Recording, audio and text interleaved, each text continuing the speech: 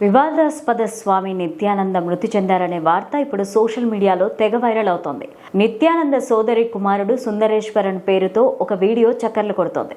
ఈ వీడియోలో నిత్యానంద కన్ను మూశారని, ఆయన జీవితాంతం హిందూ ధర్మం కోసమే పోరాటం చేశారని తెలిపారు. అయితే ఇందులో నిజమెంత అనేది మాత్రం ఇంకా తెలియలేదు.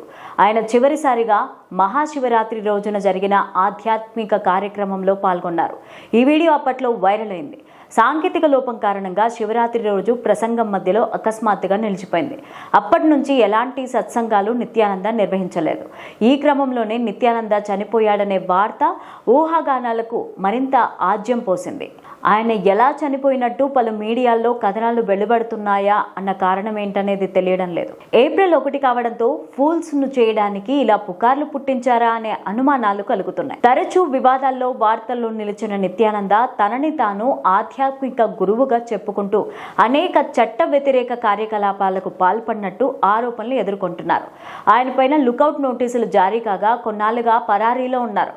దేశం విడిచి వెళ్లిపోయి అతడు ఈక్వెడార్ ఐర్లాండ్లో రిపబ్లికన్ ఆఫ్ కైలాస్ను స్థాపించి సంచలనం సృష్టించారు. తమిళనాడులోని తిరువన్నమలైలో జన్మించిన నిత్యానంద అసలు పేరు అరుణాచలం రాజశేఖరన్. సన్యాస సంచారం చేస్తున్న సమయంలో తన పేరును నిత్యానంద మహావతార్ బాబాజీగా మార్చుకున్నట్టు చెప్తున్నారు. తమిళనాడు నుంచి కర్ణాటకకు మకాం మార్చి బెంగళూరులోని బిదాడి వద్ద 2003లో ధ్యానపీఠం నెలకొల్పారు.